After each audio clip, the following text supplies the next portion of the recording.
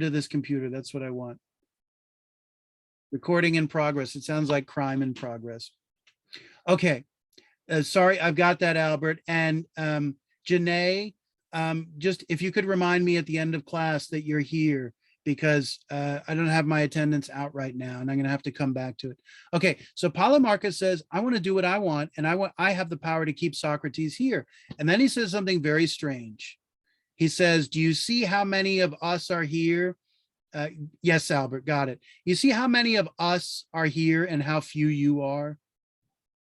Do you see how many we are and how few you are?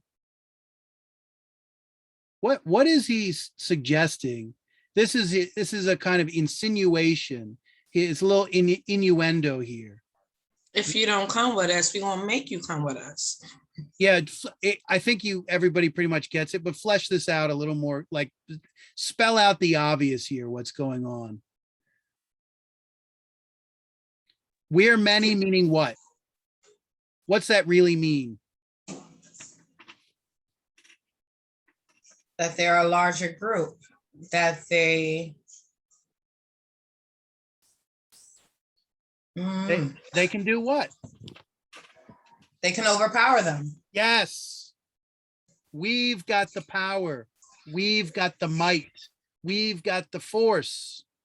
And then Socrates says, huh, I see that. You do have the numbers. You're like a gang. Yeah. And what is Polemarchus's definition of justice? What is Polemarchus's definition of justice? Because it's relevant here.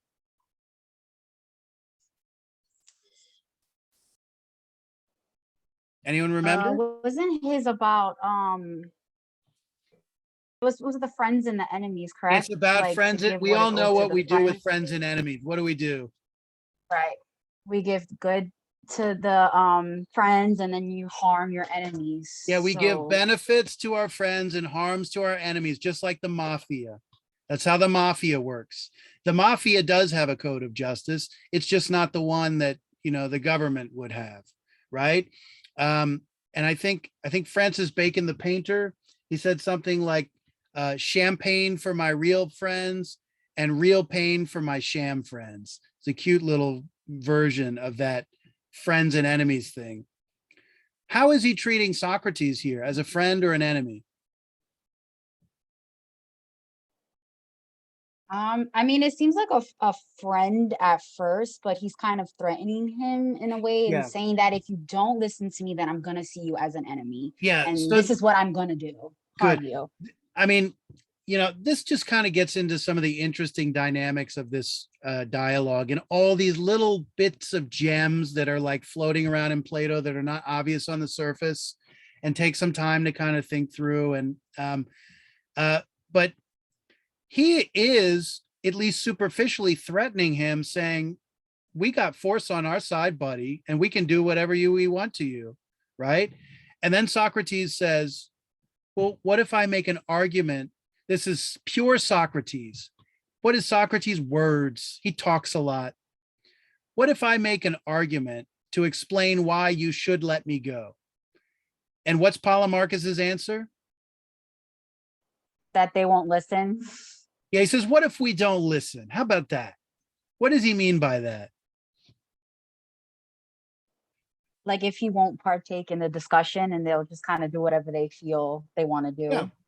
Yeah, Socrates says, let's play a game where I can persuade you with words to let me go. And Polemarchus says, we're not playing that game. We're playing the game where might makes right, right? I have the numbers on my side, therefore I get what I want, right? And is he, I mean, there's so much written about this. Is he joking? Is he serious?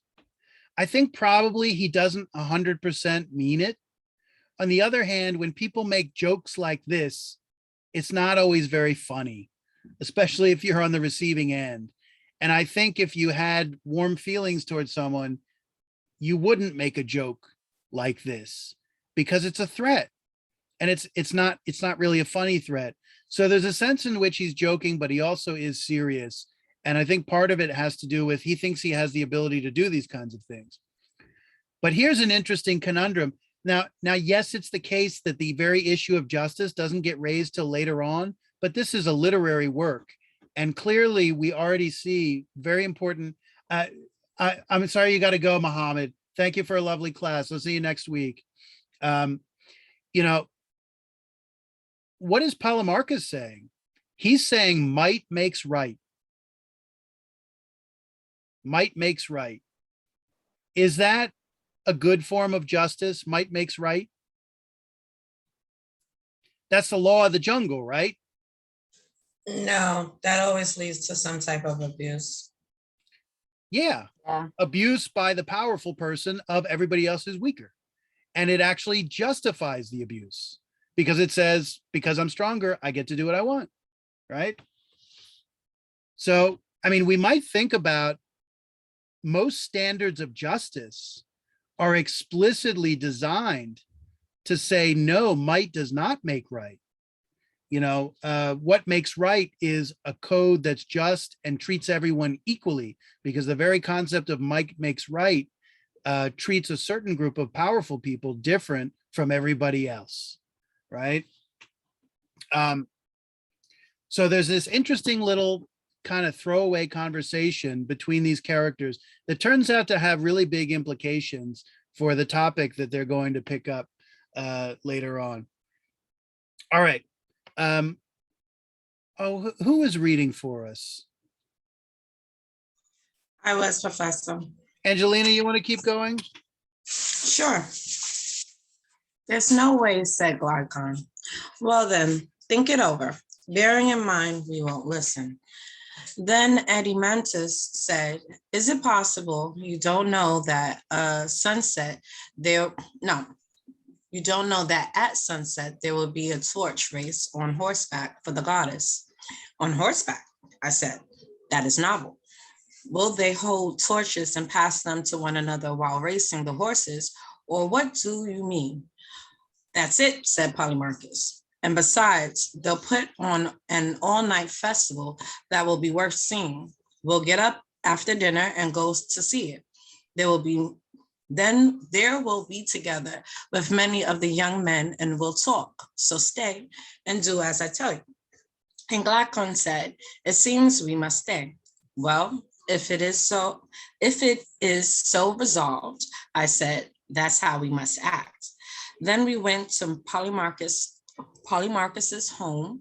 There we found Lysias, Lysias or Lysias, Euthydemus, Polemarchus's brother, and in addition, Thrasymachus, the Chalcedonian, and Charmantides, the Paeanian, and Cleitophon, the son of Aristonymus. All right, we got through that. Thank you. So Cephalus. I'm sorry, keep going.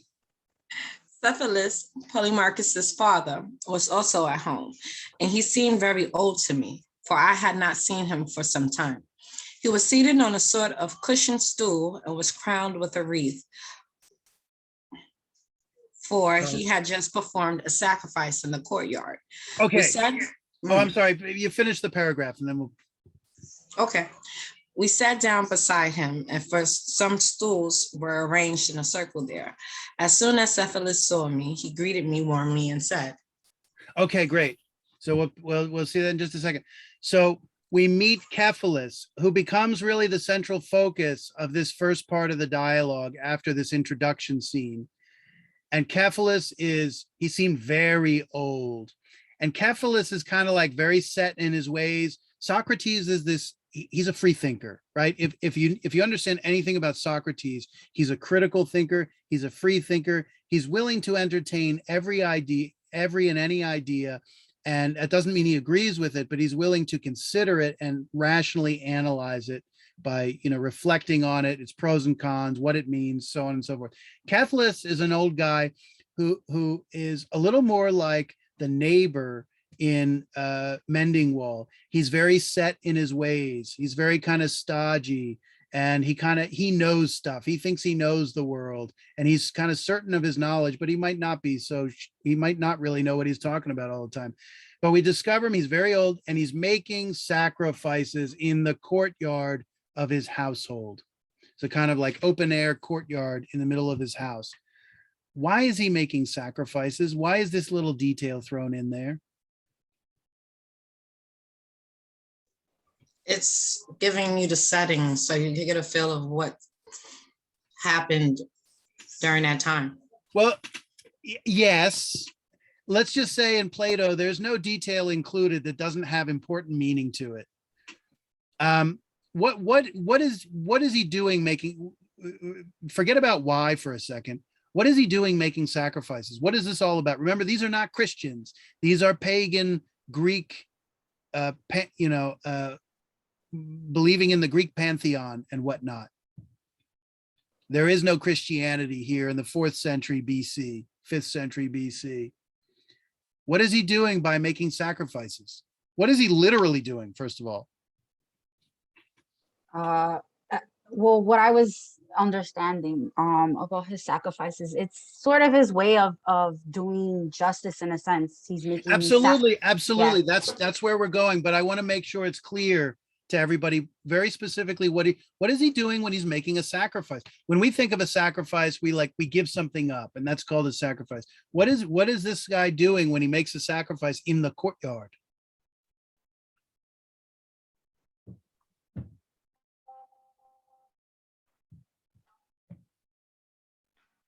My personal thought is if he's doing a sacrifice in the courtyard, maybe he's trying to bless his home or something. I'm not You're getting sure.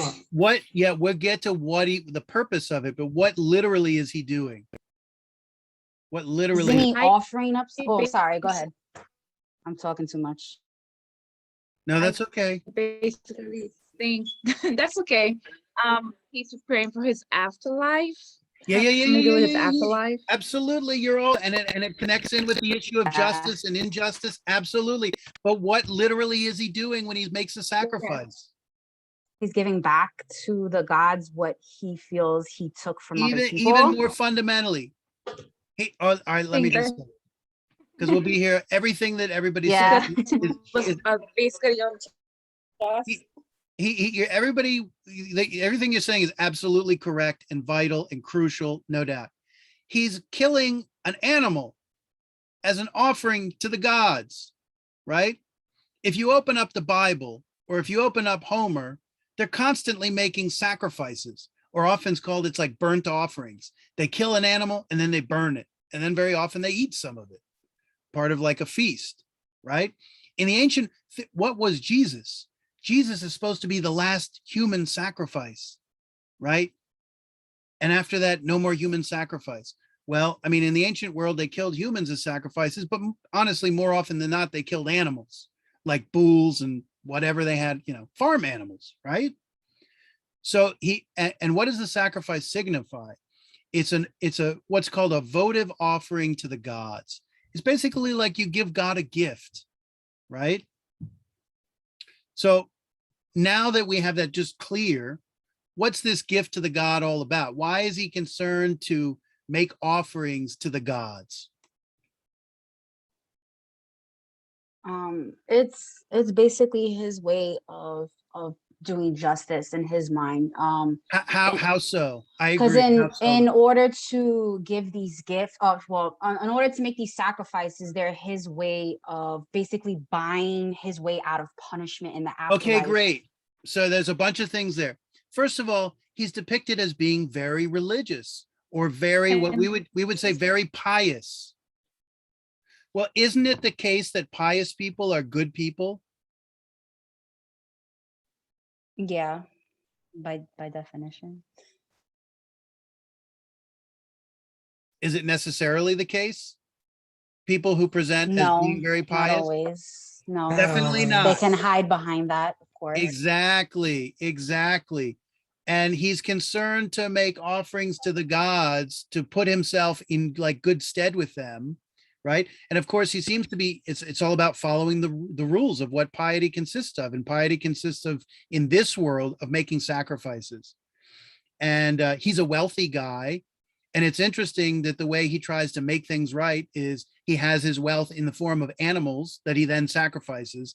So essentially, and what's the real, we kind of said it, but what's the purpose of him making these sacrifices? what does it turn out he's afraid of? Of divine punishment in the Very afterlife. good. Very good. Yeah. He says, you know what? When I was a youngin', all that talk about hell and Hades and burning, I didn't take that stuff seriously. You kidding me? I go and did what I damn well pleased, right? He said, but you know what? Scratching his head. I'm older now and I'm on the verge. I know I'm going to die soon. It's not like tomorrow, but it's sometime soon. And boy, what if those stories are true about hell? And he says, you know what? At least to himself, he doesn't say this part out loud because who would? He says, you know what? I better start making some sacrifices to the gods so I don't go to hell. I want to go to heaven. Because the Greeks have a parallel to heaven and hell, just like in Christianity. It's not exactly the same, but they're very similar. If this man is trying to get out of jail free with these like indulgences, if you know what that is, what does this say about how he's lived his life as a man? And unjust.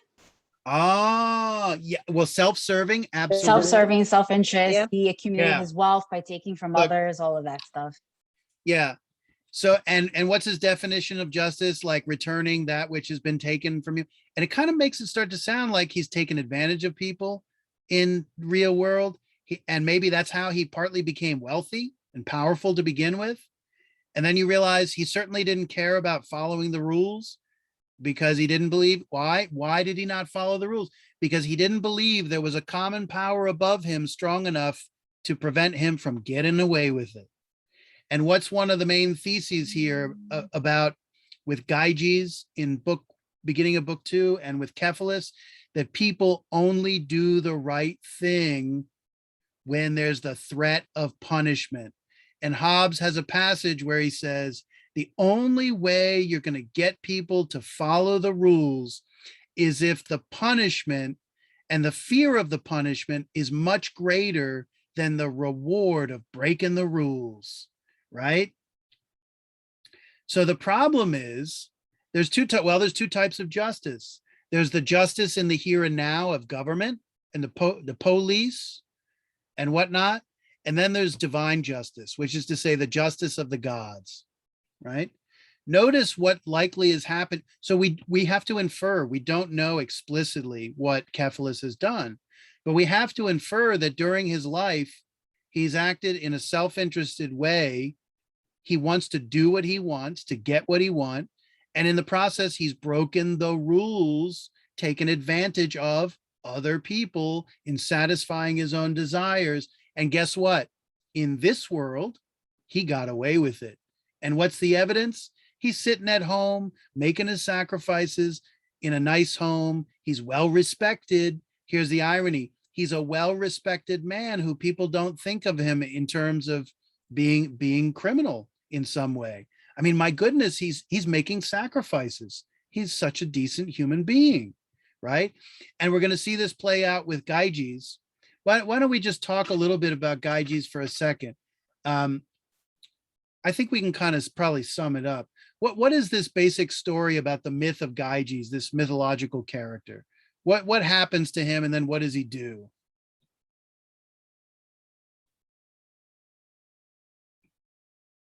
Anyone want to try that one? I'll go, Professor. Cool. So, I mean, obviously all the theatrics of the shepherd and the thundering storm, and he came upon this golden ring. And with the golden ring, he had this ability to basically be invisible. And in being invisible, he was able to pursue any desire that he wants because there was no. Yep. You were about to say it. Because there was basically no fear of punishment because yes. Okay. So invisibility. First of all, invisibility is here. It's a myth, right? It's a metaphor for the power to do what you want and get away with it without any consequences. So the ring could signify invisibility, or it could signify any form of power that allows you to do what you want, to break the rules of society and get away with it and not have anyone be upset with you because they don't realize what you've done. Right? It's the great cover, right? Um, so when he gets this power, what are the two things he does? He basically commits adultery, I believe, with the king's wife, and then he plots to basically kill him and take the monarchy or become the ruler. Perfect. Uh, how do we assume he carries on his initial relationship with the wife of the king? Do we assume this was some kind of consensual act? I would think so. Think so. Why? He's invisible. He's sneaking around. When he meets this woman, she has no clue who he is. Oh, this is Plato. Plato's not going to tell you the dark things out loud. You're going to have to infer them. Well, I guess it's not absolute, but I think the implication is he rapes her, right? Okay. I mean, look at what he's doing here. I mean, thought he became invisible and then they did it. And yeah, then, but okay, I well, understand I what mean, you're at some saying. point she knows somebody's doing something. Yeah, because Right? then they kind of plot, I guess. But okay, well, see, here's the thing. I think the assumption here is that he takes her by force without consent, Okay. right? But then once she's been tainted in this way, she says, you only have two options. You're going to die or you better become king because of what you've done to me. Right. And as dark as that sounds, it's probably part of the logic of these types of adulterous situations in the ancient world. So anyway, then he goes on to become king because he kills a king. So what are the two desires when he gets the power to do whatever he wants? What are the two desires he has? One is sex, or at least it's connected with desires for sex, and the other, the desire for political power, right? These two kind of root things. And I think what Plato's doing here is he's making a little commentary, right, on, what ambitious people would want if they could do anything.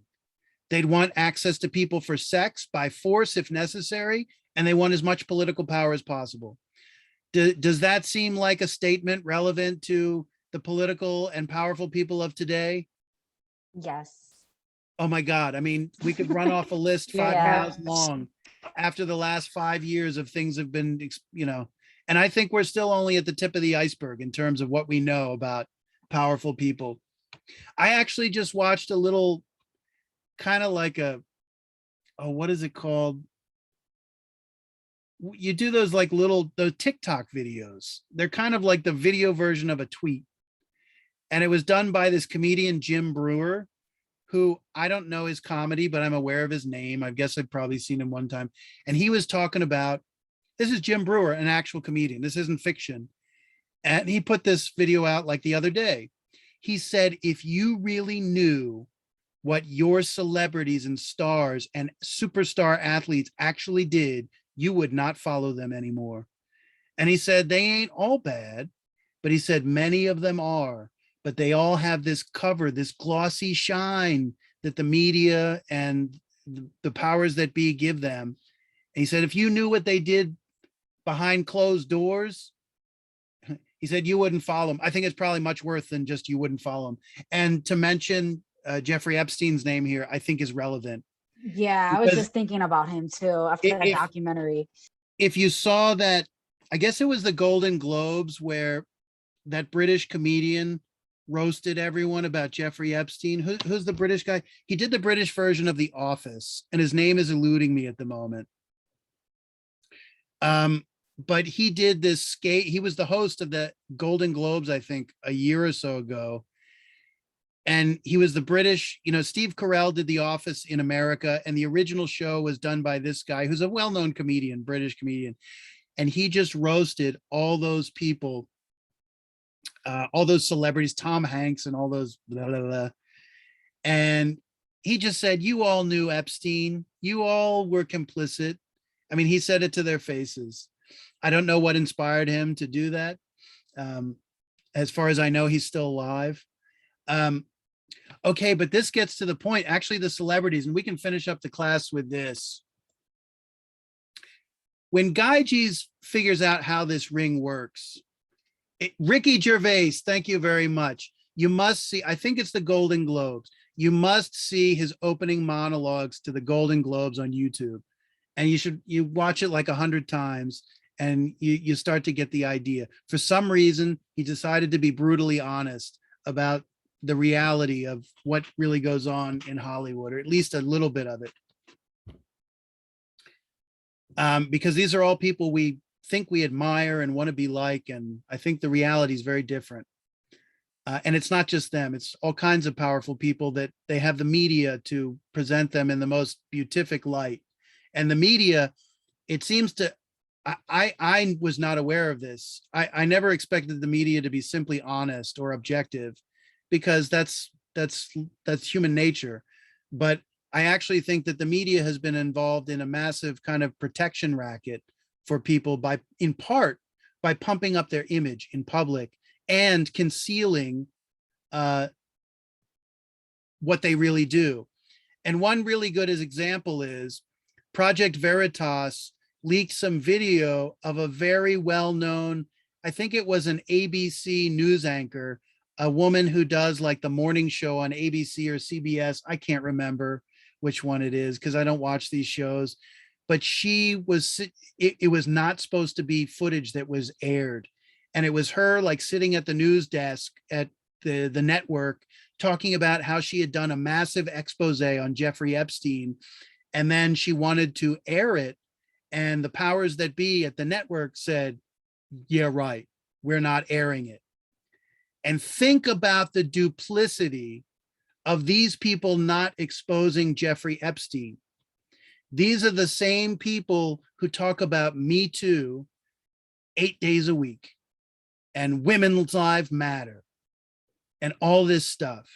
And these are the same people concealing. And it became clear at a certain point that the whole Me Too movement. Professor, the lady who ran the Me Too movement protected Cuomo. That's where I was going. That's where I was going. That this whole Me Too movement, I mean, there was an organic part of it of people who had been victimized, but what they did was take something that was real and honest, and they merchandised it into this shiny thing that was to protect the powerful, including Cuomo, and for a while, including the Attorney General of the state of New York, Eric Schneiderman. Go look into Eric Schneiderman and his, he called his girlfriend his slave, and he used to hit her. And you know what many of these men said? I'm a Democrat, I'm for Me Too, and I'm untouchable because I believe all the right things publicly. What that really means is I have a PR propaganda machine to insulate me, to present me as an image of the protector of women's rights and all that crap. And in real life, this is what I do. And the details of Cuomo in terms of like, I think the very, people running the sexual harassment stuff for the, New York state government were actually helping to protect him. And of course, his brother on CNN, Fredo Cuomo, he was actually giving him advice on how to deal with it. I'm shocked he actually left office. I never expected that to happen, but he was such a COVID celebrity, and that seems like a millennium ago. Okay, so to finish this all off, because everything we've just talked about in terms of our real life celebrities and powerful people, Plato understood this perfectly well, wrapped up in the story of Gaijin. How does he use, and then we'll call it a night. How does he use this ring? Because he uses it in a very sophisticated way. How does he use the ring? He turns it, makes himself invisible. He turns it back, he makes himself visible.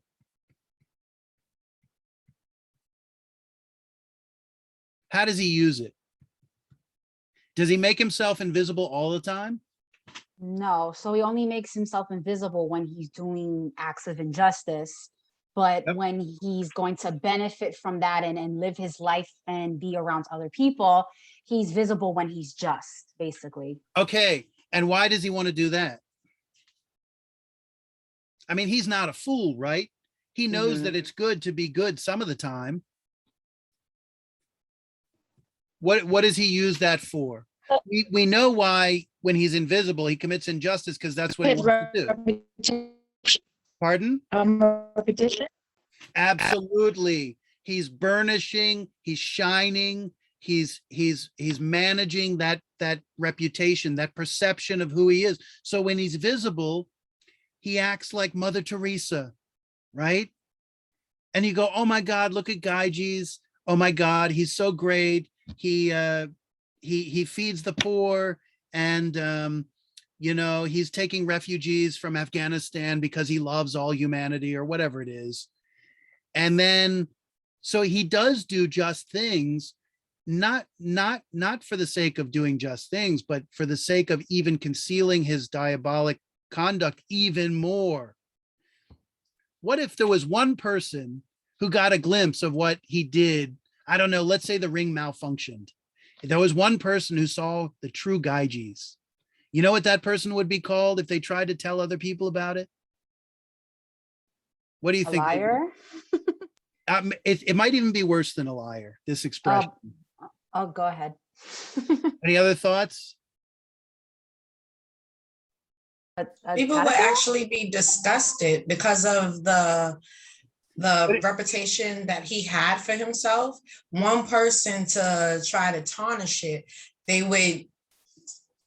I'm saying if one person had a chance to see what he really did despite his reputation, and then they tried to tell other people, would anybody believe them? No, Hell no. no, not at That's all. the guy up on the, you see the guy on No. the pedestal? The guy with the priest robe, the guy with the guy who's the Pope, the guy who's the president, the guy who gives money to charity. I think that person would be like a conspiracy theorist, which I think today is a much more dirty word than liar, right? And of course, okay, so I think that Plato here is just explaining how power works and what people use it for, and why do they use it this way? It's really simple, because they can, unless there's some kind of check on their behavior, like checks and balances in the government. You can't do everything because there's a check from some other branch of government. The problem that's raised in the Republic here is a very serious one. Gaijis has a ring that allows him to do what he wants and then make himself look really good. There's nothing to stop him when he's invisible by definition, by the very nature of the kind of thought experiment. There's nothing to stop him other than what? What would stop Gaijis from doing wrong when he's invisible and can get away with it? I was thinking about what I think guess there's only two syphilis. things. Divine punishment, or his saving himself in the afterlife, basically. Okay, so number one is the threat of divine punishment. In which case, get this, he's not invisible to everyone. He's only invisible to the mortals, but God sees everything. What's the other alternative that would prevent him from doing what? And this is the argument Socrates actually has to make, the most impossible argument for the rest of the Republic. And let me tell you, he doesn't make it perfectly, because there's a problem here with Gaijis. Might makes right, because what's going to stop him? I hope God exists, and I hope he enforces his justice uniformly. Otherwise, we've got a problem. Even if God does exist, he's only enforcing it in the afterlife. We're not exactly the beneficiaries of that. If Jeffrey Epstein is running around, I don't want to wait to the afterlife for his justice to be enforced. Although I guess that's exactly the way it's going to be now, because, Jeffrey Epstein didn't kill himself, right? Would it be like his desire for pleasure then, in the sense of like, I mean, it's a divine thing, but the basically desire to have pleasure, like in the afterlife, would be what would stop him from committing those things? Okay, well, let's say the issue of the afterlife is off. So that's one Okay, answer. so it's off the table. All right. But let's just say that. So that's one of the alternatives to stop him. Divine justice. Just Okay. sum it up as divine justice. But I think a lot of us would prefer justice in this world. is there anything else that's going to stop him from acting? Despite the fact that he has the ability to do, this is the problem. Once you have the ability, you do it, right? Once you have the opportunity to do it and get away with it, you do it. That's the premise here. You might not agree with that. Is it maybe that he has to make the decision himself whether or not he wants to do it? Well, I mean, what decision is he going to make? Yeah. I he's mean, gonna I think that, always- let's be clear. One thing Plato is insinuating is that anybody put in this situation would at least be very inclined. And of course, here's the other thing. Right now, all your desires are already framed by the rules of society.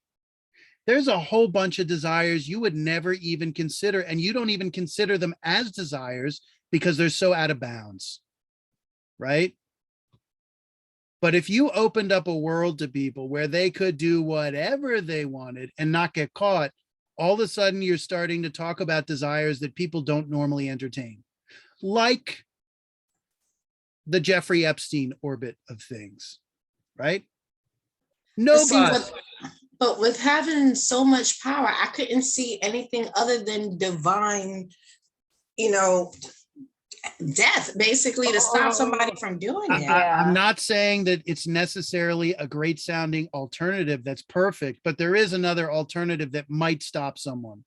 So government's off the table at this point too, right? Yeah, because because he's by invisible. Well, he is the government. Right, Right, true. he Because he's is the power, right. He's the king. He's setting all the rules at that point. Okay, gotcha. No, at this point, you got to tell us, Professor, because I haven't. Yeah, I'm I looking have into no it. idea. Other than death, what else would Right, I'm stop like, okay, someone? divine punishment. What else is? Well, the other- none other of people? you, believe that even in situations where, so I don't want to sound too innocent and naive here, but none of you believe that there aren't people who prefer to do the right thing, even if they have the opportunity to do the wrong thing and get away with it? Yeah, that's what I was saying before, that he would have to make the decision himself not to do it. Professor, I Okay. said moral value. Pardon? I said moral value. Okay, so that's what, I just want to kind of frame it in a more clear way. We could call it conscience. Mm, Oh, okay. Okay. Which is That to makes say- it different. Yeah. Which is to say, I can do this, but this is the quote unquote right thing to do. Right? And so what Socrates attempts to do in the rest of the Republic is say, despite the fact that you can do whatever you want, this is why you should do the right thing. And of course, that's not an easy argument to make. And it begs the question as to why we do the right thing anyway. I mean, most of my students, y'all very realist here and hard boiled, because most students will say people do the right thing because it's the right thing to do. Right? No, not necessarily. No, not not necessarily. Not me either. And too. what Mm-mm. Hobbes and Plato are saying is that most people do the right thing only because the threat of punishment is hanging over their head. Right? Right. Which is only human, right? That's why we need the Yeah, boundaries. It's in our nature. Yeah. If you want to look at people, because people are not all people are going to agree that this is an accurate portrayal. This for some people that just, I'm sorry, it's too dark, right? But I think, life is dark. Extremely. I'm with you, Nicole. Life is dark, with you. not trying to be depressing, but it is, Yeah, But but it's not the whole of the story either, right? Right. There's Yeah. Jeffrey Epstein. I mean, I just believe on paper, like the cosmic physics of it, that if there's a Jeffrey Epstein, there's also on the opposite side someone who's Teresa. capable. I'm not sure Mother Teresa was Mother Teresa. To be Oh honest. no, we can have Oh. conversations about that. And I haven't, I'm certainly not speaking as a professor with authority on her life, but I certainly have heard stories that her image, that it was cultivated in the media for a long time. I mean, even the word to say Mother Teresa is by definition to say like this, magically good person. And that's because her Right. reputation was built up that way. And I have definitely heard stories that, that reputation was exploited for nefarious purposes. And honestly, I have no clue whether it's like so many things we learn about. I have no clue, but it's quite possible.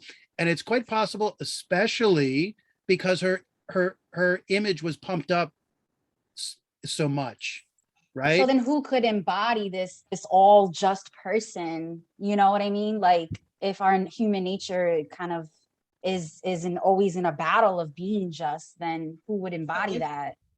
So that Well, brings obviously the answer is not many people. Yeah, a monk And maybe. I think from Plato's point of view, he sees Socrates as being something like that, right? Socrates gives an argument that it's actually harmful to pursue all your desires because there are a lot of desires that we have naturally that turn out not to be good for us, right? Like murder, right? Like rape, like incest, like all those awful things you could think of, right? That some people engage in, right? Nonetheless, right? And so, I mean, obviously there was a historical Socrates, but then there's also this kind of literary creation, this kind of literary persona of Socrates. But I mean, I mean, that's a tall order nonetheless. The human temptation, right, is very powerful. But look, I mean, at least in the annals of human history, Socrates has just historically been considered up there with people like Jesus in terms of the righteousness of their conduct. And it also has to do with, we'll actually see Socrates again in the symposium. He's an unusual character, and what he desires, maybe he doesn't desire the sex, drugs, and rock and roll of Gaijins. Maybe he has different interests. And the reason he does the right thing is because he just doesn't care about those things. They're not important to him. I in the actually have same a way. question, Professor. Yeah. Just because obviously all these dialogues are about Socrates, but Plato is the one writing it. So how are we as an audience supposed to feel he's reliable in everything that he's saying, and he's not interjecting anything of his, like his mind or his reason into this? Yeah. Okay, Nicole. Oh, Okay. sorry. Okay. No, that's a great question, and that's a question scholars of Plato have been asking since forever. The answer is number one, of course, he's shaping things in a certain way, and there's no doubt that he's creating a certain image. Although, how do we know someone's image is real? Well, I'll tell you one way it's real is you actually get to see the warts every once in a while. One of the things that bothers me about Mother Teresa is nobody publicly acknowledges that there were ever any warts, which is just not consistent with human beings. Plato does acknowledge some oddities about Socrates' character that I think he sees as kind of imperfections. So he's not perfect, number one. So that means that maybe Plato is a kind of honest broker, but no doubt he's taking some liberties. But some of the liberties might not be in the sense of altering his character. And by character, I mean like his moral quality as a human being, not like character as like literary character. Okay. The other thing is that other people wrote about Socrates who lived with Socrates and observed him firsthand, right? Yeah. There are about 4 other main writers who wrote about significant elements of his life, and they all seem to say very similar things. Not perfectly identical, and they have different emphases, but Professor, yeah. I just want to just add to that. Sometimes I think these images are inflated for quote unquote the greater good, give people an image to sort of like look up to and live by. So that's probably the reason behind it. Not necessarily Socrates, but I just think that sometimes these images are put out there. Well, it's definitely the case with Plato that he creates an image of Socrates that's supposed to be a model of kind of human integrity in a lot of different ways. And he's presenting a kind of heroic figure. It's a different type of hero. It's not like wham bam, I've got a sword and a shield type hero. But it's a kind of a moral hero and an intellectual hero, a hero of the mind rather than the body, as opposed to like Hercules, which was another Greek hero who was as smart as he was. He's a smart guy, clever. A lot of the Greek heroes are very clever. But I mean, he's obviously about the brawn rather than the brains. At least that's the focus. like most heroes, right? Superman and whatever. I mean, in terms of our society, I don't need no Hollywood person as my hero. I'll tell you that. Like, you know, a coach or a parent or a teacher, or, you know, first of all, acting. Like, there's just a problem. I mean, obviously, there's a lot of reason to be smitten with actors and actresses and whatnot because they seem cool or interesting and all that stuff. But I think and of course, those are the ones that live among us, like you. You're gonna make me read about Socrates after this class. That's actually your art, because I've never thought about it before this class. So thank you. great. That's awesome. Anyway, I mean, you know, Charles Barkley famously said, "I am not a role model," right? And of course, just because the very fact that he was in the public spotlight, he does become a role model, whether he likes it or not. But I think his point, I mean, he was kind of excusing some bad behavior. I think he spit on a fan back in the 90s. It's really, that's not kosher. But he was making the same point I was making. Like, if society thinks that its athletes are its role models, we got a real problem in society, because the role models should be parents and teachers and things of that, but, you know, particularly people who you actually see with your own eyeballs, rather than these people who come through the internet and the television screen or the silver screen, and their images are all edited and perfected and polished, right? Yeah. Because then when you find out the truth, a lot of them have drug addictions and sex addictions and doing all a bunch of crazy stuff. Yeah, and by the standards of today, that's not even so bad compared to some of the, I mean, Right. yeah, that used to be like, oh, they're on drugs again. Oh, it's so awful. And now I'm like, someone with a drug addiction, like, that's a very innocent problem compared to the whole realm of Epstein. And Yeah, I think there was an actress who used to be on one of these shows that was like actually trying to ring in young women into this like pyramid scheme cult thing. And it The was next like, song, that next something. that's Nexium. yeah. And I That's was just like, Nexium, and that's whoa, okay. connected to Anthony Weiner, another great New Mhm. York politician, and his wife, Huma Abedin, and some other famous. That was the girl from Smallville. I can't remember her name. Yes, And yes, her. another woman who was indicted, part of that Nexium cult, which was this bizarre sex slavery cult. And Yeah. what's her name? Somehow, the blonde who got caught up with Trump was somehow involved with that. What was that? The blonde woman. I can't remember. Yeah, I don't know Stephanie- names. Stephanie I just Clifford was her real name, but she had Okay. a porn name. That, and so anyway, one of the big players behind that Nexium cult was the daughter of the Seagram's empire, like Wow. Seagram's Jeez. alcohol. This was like a Wow. tremendously wealthy, like, world powerful family. Look at the son of the Queen of England, right? Prince Andrew. He was best Oh, buddies yeah. with Epstein. And then, you know, there's a great story, quote unquote, great, about how Epstein got out of jail the first time in like 2010, where they ripped up all the real charges and they charged him with like superficial baloney, and he was Yeah. quasi in jail for like a year, but not really.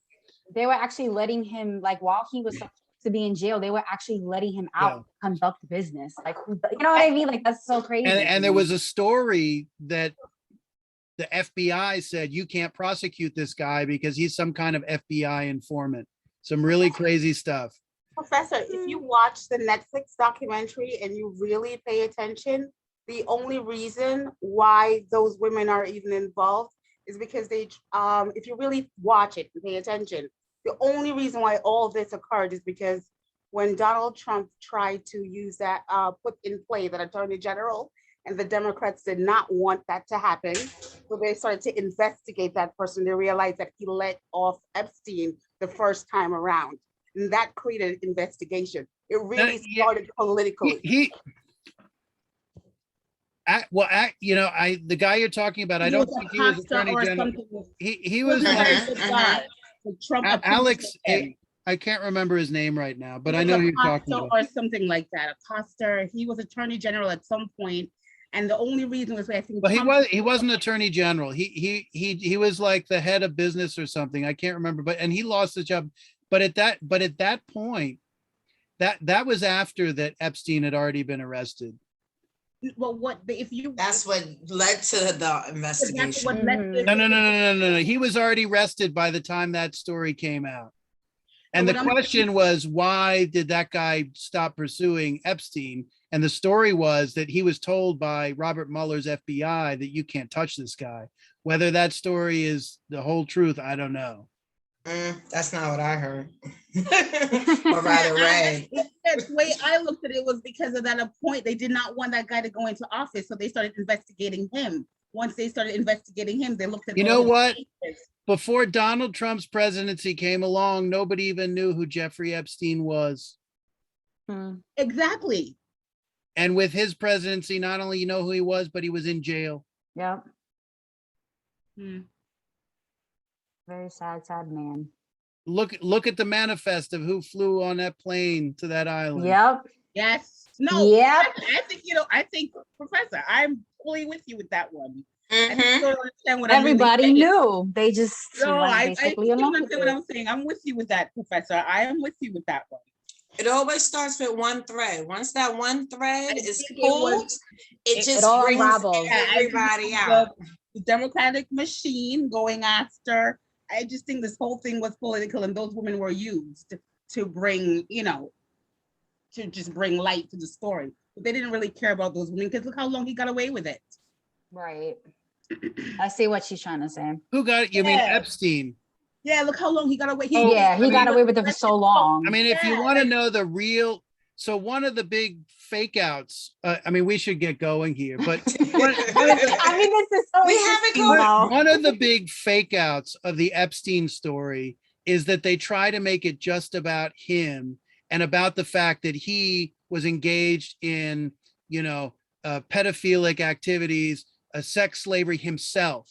But what he really was a purveyor of all these girls to all the powerful people, Yes. right? Yeah. Yes, he was the basically middleman. the pimp. Yeah, he was Oh, basically yeah. the pimp. So That's when where he he got his when, money. when he got out of jail, you can Google this. Maybe I'll send it out. He had like a celebration dinner Yeah. with Mhm. a whole bunch of very well-known Yeah. people in the Mhm. media. And Like- But see, yeah. that's how he was Like- able to get away like with things Katie for so Couric, long. Because everybody was benefiting from what he was doing. But not only that, he knew their secrets. So if you know, if Nobody- he knows all of their Exactly. secrets, whenever Nobody he knows got where in his trouble, wealth came from. Nobody knows where his money came He from. and had a lot dinner of- with Katie Couric and George Wow. Stephanopoulos. Remember Katie Couric? She's the sweetest Mm-hmm. person on a Mhm. movie show you ever did see, Yeah, okay. right? Huh. Deceitful. He had the golden ring, basically. Yes, he He did. had the But golden ring. Yeah, I think you're right about he had them buy their Kept their secrets. by their cojones. Yeah. right? Yeah. He Yeah, said it out loud. basically. And I think that's partly what his real function was. It wasn't just about the provocative, perverse, disgusting stuff. It was about controlling people ultimately. And he was really good Yeah. at that, apparently, in the documentary. He was like a really great manipulator. Mhm. So it kind of all intertwined in that whole situation. But he's still just an errand boy for other people. Mm-hmm. And the Story is question so and the sad. question is who? Because honestly, I don't have a good answer for that one. Rothschild. Oh my God. That's what I always say. Well, The who knows? Rothschilds family. I will say one thing. People who say that family is no longer, that they were big in the 18th and 19th century and they're not now, that's just not true. Yeah, that's Nah, baloney. that's not true. That's Yeah, definitely boy. not true. All right. Alrighty. Oh boy. Well, This is a we're good. gonna This is a good session. Yeah. We're gonna have a lot to talk about the rest of the semester. Wait till we get to Orwell's 1984. Can I ask a question, Professor? Yeah. Sure. Okay, and I'm gonna be honest. Is there any way that with our homework being due on Wednesdays, instead of it being due at 7, can we get to midnight to get it through? Oh, that's fine. I mean, so I put that time on there so people can come as prepared as possible for class. That's really, but I'm lenient on Just giving, had to ask. but I don't want to let anybody know that I'm lenient about that. Okay, so don't tell anyone. Okay, I it's just my schedule is I get it. ridiculous. Thank I you. got it. All right, we should sign off. Okay. All right, that's a You- great discussion. All right. We're gonna solve all the problems in the world. Have a in the great, next we need few to have years. like a little like random debate conversation at the end of every class. Oh, that would Current sound events. awesome. Oh, that would be awesome. Current Like we could events tie it into section. what we're actually learning about in this Yeah, class, who because it all ties really killed in. Jeffrey Epstein? Oh, I read enough articles during the day. I have it like 2 or 3 topics for us to discuss. All right, ladies and gentlemen, have a great night. I'll see you all next week. Take care. Be well. Bye, Professor. Thank Bye, you for a everyone. lovely- Bye, thank you Professor. for a Bye, lovely night. class. everyone. Good night, everybody. Good night. Good night. Night, everyone. Good night, everyone.